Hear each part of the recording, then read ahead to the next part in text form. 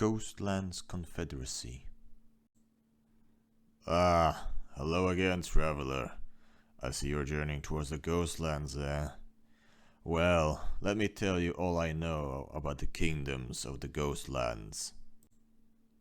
And then a tale, a reason why you shouldn't venture deeper than the border kingdoms.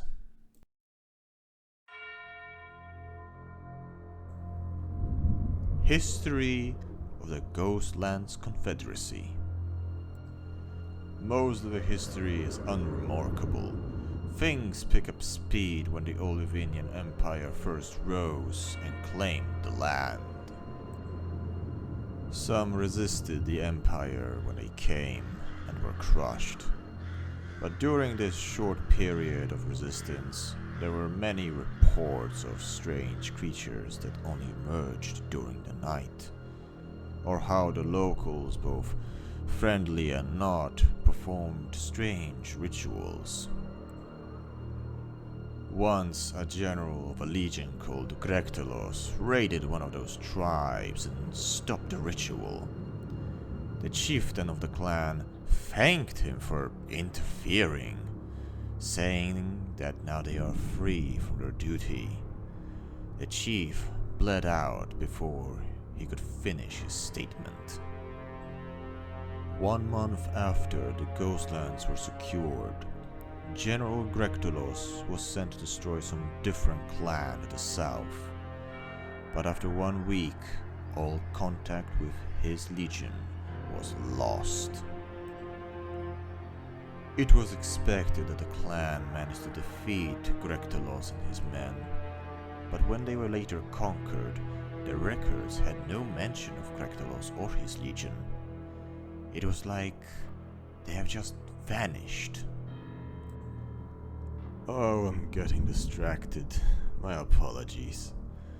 Anyway, we skip forward to the time of the Empire's fall.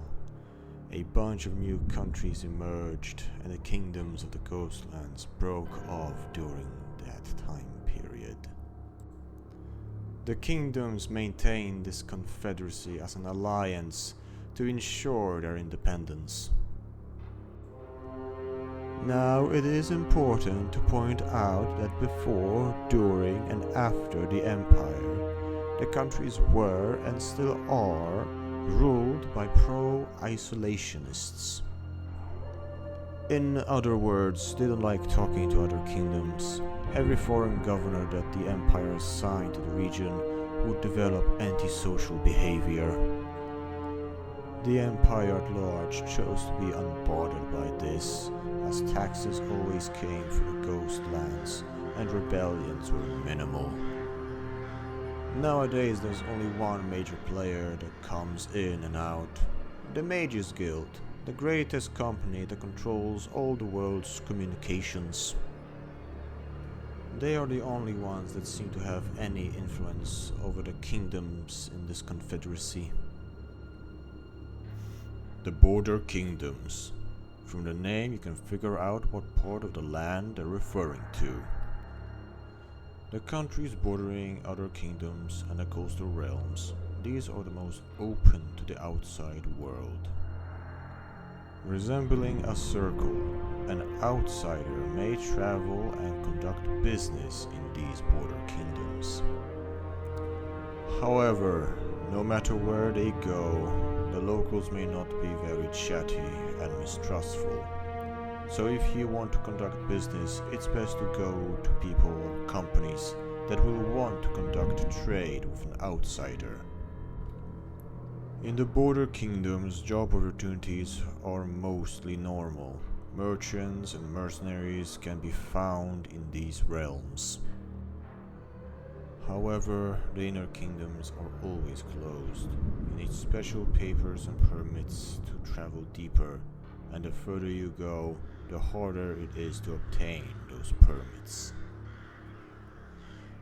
The inner kingdoms. I remember that I promised you a story, a tale for why you shouldn't go deeper than the border kingdoms. There was once a young adventurer named Matthew, who returned to his hometown for rest, but he got a letter by mistake. The letter was intended for an old man. The letter instructed the old geezer to go to the Ghostlands Confedrecy inner kingdoms in order to chase off a troublesome spirit haunting a hill. Matthew, an adventurer, drooling with the possibility of going to a corner of the world normally inaccessible for the vast majority of people, jumped at this opportunity. He disguised himself as an elderly man, hopped on a boat and journeyed forth to the Ghostlands. In hindsight, there were many details in the letter that were strange or didn't make sense, but that was lost on Matthew. Days later, our hero arrives in the Ghostlands. Disguised as the old man, he presents the letter as proof to the guards that he has business in the inner kingdoms. Matthew reached his destination, an old town named Vale. There the adventurer stayed and explored. The town of Vale wasn't too deep in the Ghostlands inner kingdoms, but it was a bit strange nonetheless. The forest was covered in mist during the night, and Matthew never felt confident enough to explore it in the dark. The locals were cordial with Matthew, but they shied away from any topic about the town or the inner kingdoms. The wind was strange and uncomfortable to bear. Despite being the middle of summer and having no clouds in the sky, it was freezing. And wherever Matthew walked, the wind was always behind him, pushing. Once Matthew quickly turned around and the wind stopped, and when he picked a new direction to walk, the wind slowly returned. It was like a stranger was following him wherever he went. Then there was the church. A strange building that looked like it was being maintained on the surface, but always gave off the impression of rotting on the inside. The windows and walls were almost imperceptibly crooked. The chairs and tables looked hard, but when he sat down on them, they felt soft. It was like wool wrapped in paper and then painted over. It looked hard, but it isn't. The adventurer left the church, absolutely creeped out. It's been only 2 days since Matthew arrived, and now he was getting the idea that maybe it was a bad decision to come here. But today was the day the old man, was supposed to meet his contact. Matthew decided to leave the town of Vale at midday, and as he walked uphill overlooking the town, he suddenly felt weak and fell unconscious. Waking up, it was sunset, and a well-dressed man was standing over him. "You fool! Why did you come early? You were supposed to arrive at the same time as me," spoke the rich-looking stranger. "Get up and perform the ritual." What are you talking about?"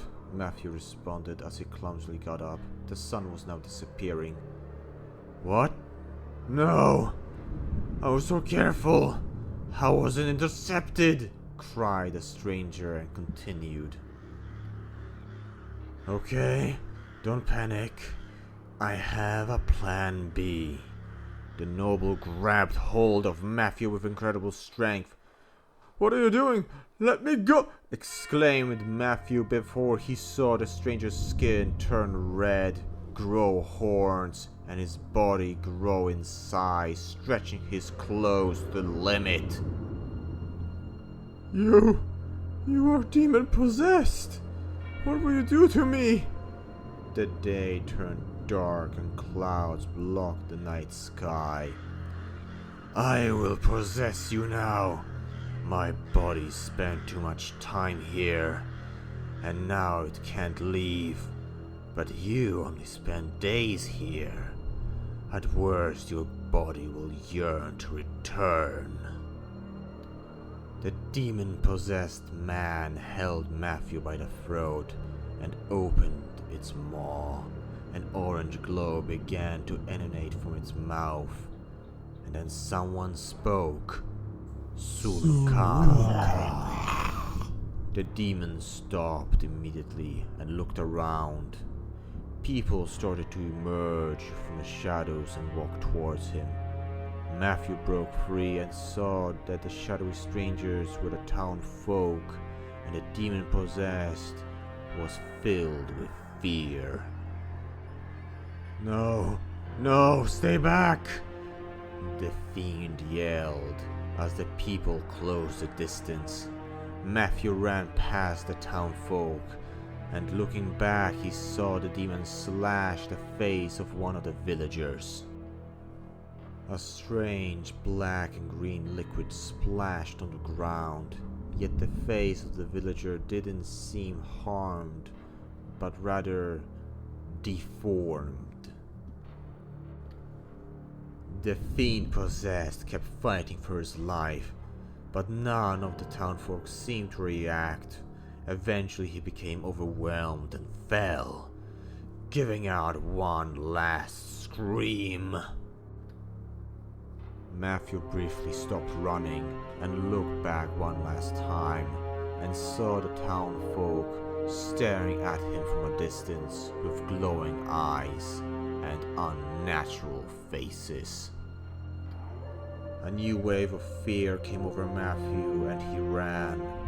The following days were a blur, feeling like one long nightmare. Matthew didn't exactly know how he got out, but he wanted never to return. Now he lives in his little city, safe and far away from the ghostlands, yet still scared of the shadows at night. So tell me, do you want to visit the lands yourself?